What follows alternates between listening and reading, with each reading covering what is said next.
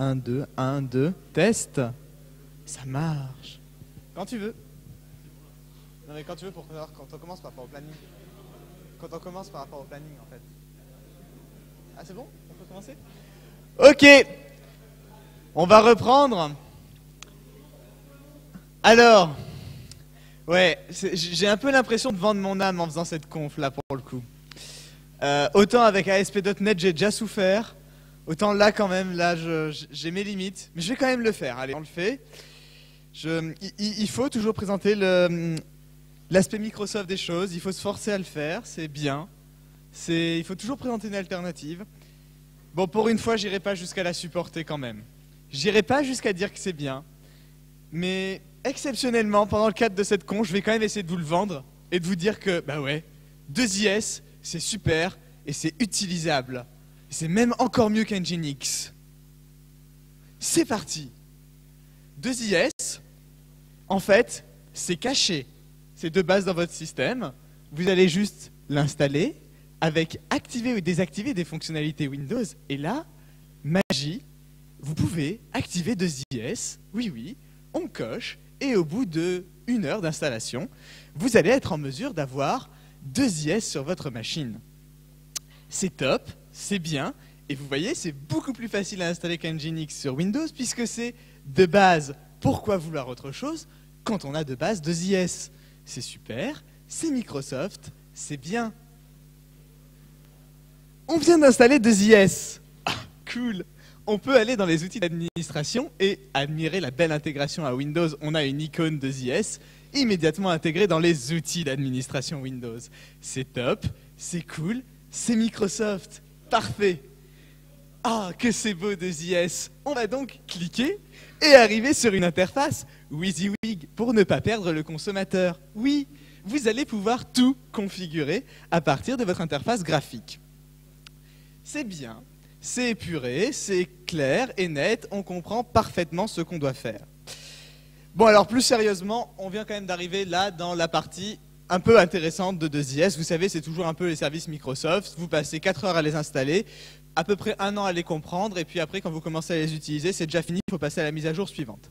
Donc là on vient de passer les 4 heures d'installation, on va essayer de voir comment est-ce que ça fonctionne. Bon, on arrive, de base il nous dit... Oh, t'es très sympa, voilà, tu as un 2IS qui est en train de tourner sur ton système. Donc voilà, Internet Server Services, là ils y sont. Je viens de perdre 2 Go de RAM au passage, ça y est, c'est installé, ça fonctionne. Il me dit quoi? Il me dit que je peux faire plein de trucs dont je m'en fous. Authentification, non. Certificat, je ne sais pas ce que ça veut dire. Compression, bon après tout j'ai de la bande passante. Document par défaut, ah ça c'est très important, c'est ce qui vous permettra d'afficher des 404 custom, ça vaut le coup franchement. Quand ça c'est important pour le coup.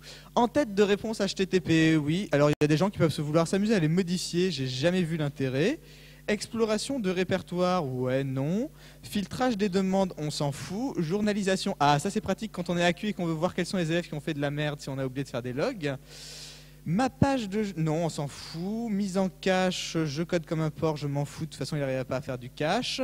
Module, je ne sais pas ce que ça veut dire. Page d'erreur, non, on s'en fout, il n'y a pas d'erreur, je code bien. Processus de travail, ok. Type MIME. Ah, ça va être intéressant, je vais pouvoir faire du flash aussi dessus. Bon, bref, vous l'aurez compris, vous avez une panoplie de configurations. C'est de la configuration à la Windows, c'est du clic-clic. La ligne de commande, c'est pas recommandé. Et il va falloir jouer un peu avec tout ça. On va voir tout à l'heure avec une live démo comment est-ce que ça fonctionne en vrai. Je suis vraiment en train de troller pour le coup. C'est très rare que je troll un produit Microsoft, mais bon, c'est quand même assez particulier 2IS. Bon, vous arrivez sur votre serveur, c'est un service. Vous pouvez l'arrêter, le redémarrer ou le démarrer s'il est arrêté. Ça se passe assez bien. Un peu plus compliqué. Vous venez de créer votre site web, vous pensez que ça va marcher.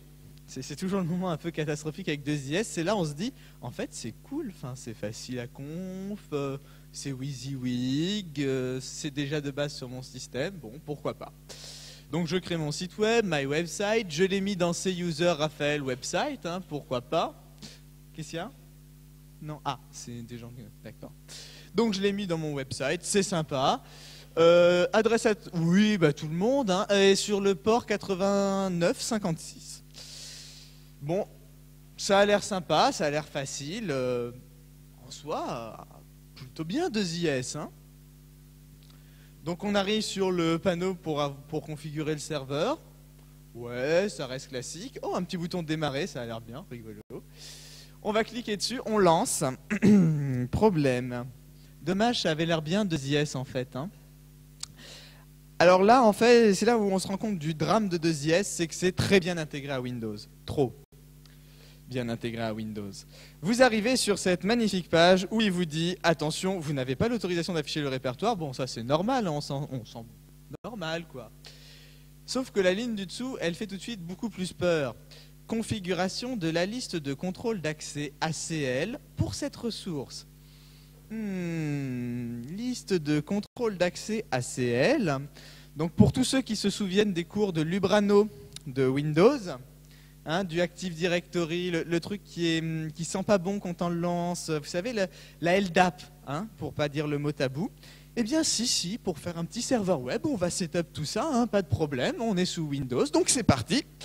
Allez, on se lance, on prend les propriétés du répertoire, on va dans les propriétés sécurité, autorisation pour le test, on lance sa LDAP, on fait sa requête, on y va, on récupère les utilisateurs de ZIS, les utilisateurs anonymes, tous les groupes d'utilisateurs, on finit sa requête LDAP, on le met, on se fait un fichier test, on réapplique les données, les droits de paramètres LDAP, ça marche, waouh, de ZIS c'est simple. Ça fonctionne bien, c'est efficace, ça marche. Bon, allez, en vrai, on se le fait, mais plus sérieusement cette fois-ci. Alors, je viens d'arriver sur mon interface 2IS. Donc je vous la remontre, hein, elle est belle, elle existe vraiment.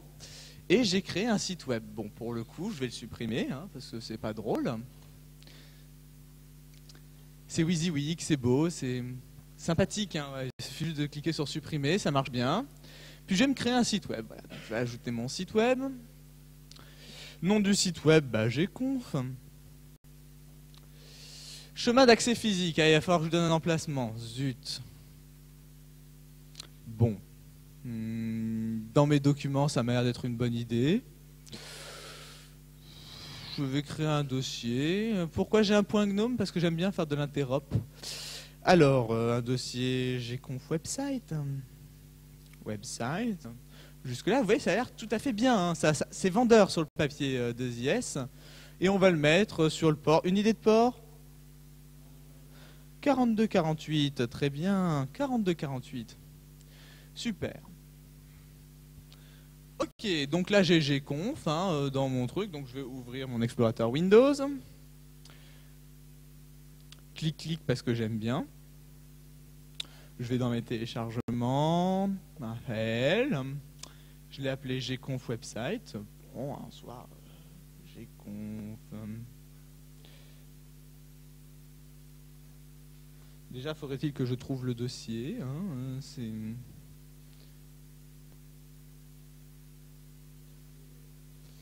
Ah, il est dans cgconf.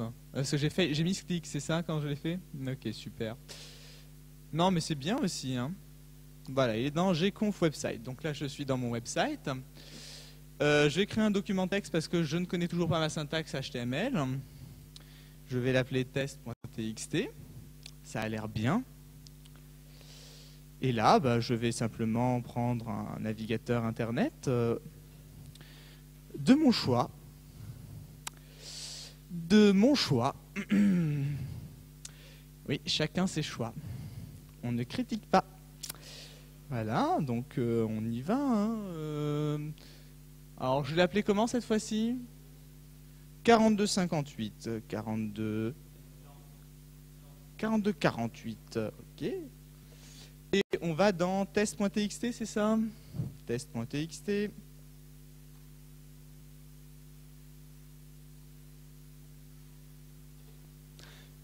Ça fonctionne bien, hein? Ouais, mais je sais. Voilà, donc attendons qu'il ne trouve pas, voilà, c'est bien. Maintenant on va lui dire, non, en fait, non, mais non, je veux un truc plus propre. Là, ça, je le veux chez moi. Ah oui, il a fait la grosse merde derrière, en fait. Dommage.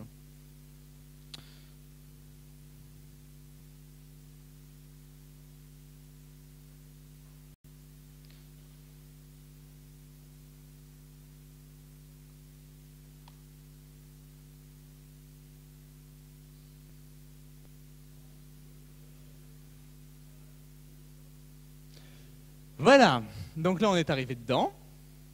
On va pouvoir se le configurer. Oui, je précise, avant j'ai fait toute la manipulation des LDAP, hein, parce que sinon c'était tellement chiant d'avoir à chaque fois le unauthorized machin bidule. Je vous le referai devant vous si vous voulez toute la description de comment est-ce qu'on configure ça. Il y a des gens qui veulent avoir la description de comment on configure son LDAP pour 2... Merci, donc on va le faire. Comment est-ce qu'on configure son LDAP pour 2IS? C'est vraiment une étape importante. Eh bien, donc, vous allez prendre votre... là, voilà, hein, on va aller dans les propriétés. C'est bien sécurité. Donc là, vous voyez que non, hein, bon, on va mettre ici des privilèges particuliers. Donc, vous allez ajouter. À savoir que tous les utilisateurs ont les droits de lecture sur mes dossiers à la racine ici. Donc, ça marche. En supposant qu'il ne l'est pas, je vais faire ici une recherche, je vais vérifier que ce sont bien des éléments sur mon PC. Je vais ensuite aller dans Avancer. C'est très simple 2IS. Très agréable à utiliser aussi. Je vais faire une recherche dans l'annuaire. Hein, oui, c'est de la LDAP. Dans l'annuaire, je vais récupérer à la fois tous les utilisateurs et les utilisateurs IIS. Attention, utilisateurs IIS, c'est les utilisateurs authentifiés, pas les utilisateurs non authentifiés. Mais c'est très simple 2IS. Donc je vais en profiter pour ajouter les utilisateurs authentifiés, voilà, IIS user, ok. Donc là j'ai les utilisateurs authentifiés, je veux dire que les utilisateurs authentifiés ont le droit de modification supplémentaire, très simple Windows. Ok, on revient, on a les propriétés, attention on peut le faire aussi sur PowerShell, teaser pour la conf suivante. On y va, on revient, on ouvre, on modifie, donc là j'ai mon bloc-notes dessus, j'écris plop, voilà, je suis content, CTRL S. Je reviens sur 2IS. Oh, plop, ça fonctionne. J'ai donc setup mon serveur web, c'est fabuleux. Est-ce que ça marche en vrai? Oui et non. En vrai, quand vous utilisez 2IS sur un PC comme ça, il est bridé. Eh oui. Si vous l'utilisez sur un Windows Server, vous aurez autant de connexions que vous voulez, c'est la fête, et en fait c'est plutôt un bon système sur Windows Server. Hein. Là je l'ai vraiment trollé, descendu en flèche, agonie, tout ce qu'on peut.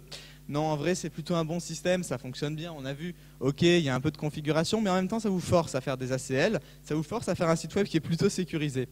Mais bon, enfin ça vous force, non, vous allez tous mettre tous les utilisateurs, read, write, execute, contrôle total ça a l'air bien, on va cocher. Donc ça c'est ce que généralement les gens font, mais d'une façon générale ça fonctionne bien sous Windows Server, c'est perf, ça arrive vraiment bien à résister à la charge, ça a vraiment une politique de cache intelligente, donc je l'ai agonié un peu. Mais en vrai, non, ça fonctionne bien, il y a moyen de se faire plaisir avec. Sauf que sur la version professionnelle de Windows, enfin toutes les versions desktop qu'on a là, vous avez le souci que eh bien, ces versions sont bridées, soit en termes de nombre d'utilisateurs, soit en termes de requêtes acceptées. Donc là, par exemple, vous avez une excellente socket pool à la KQ, c'est pour ceux qui connaissent sur BSD, sauf qu'en fait, ils l'ont limité à 10. Vous ne pouvez pas avoir plus de 10 éléments en entrant, donc au bout d'un moment, ça va commencer à hang pour les utilisateurs qui arrivent. Ça a toujours bien fonctionné, mais ça va ralentir.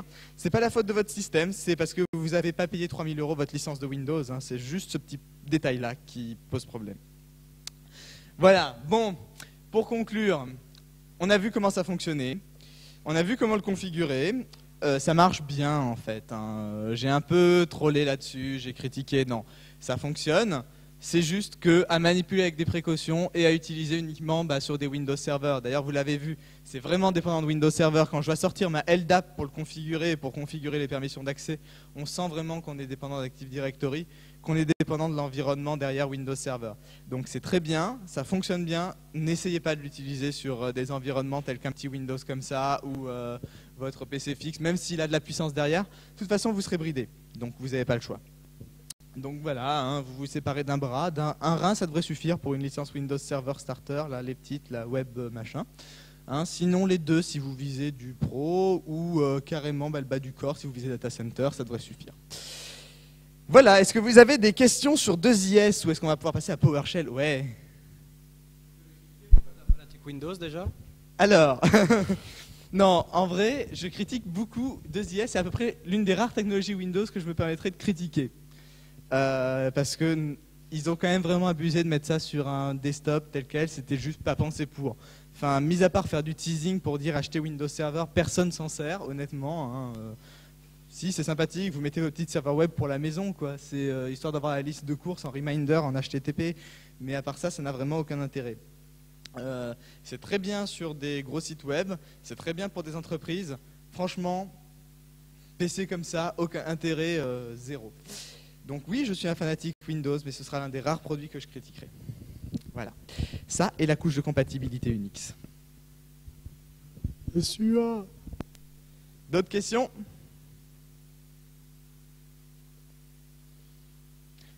Sinon, il y a un Nginx avec Mono aussi. Hein.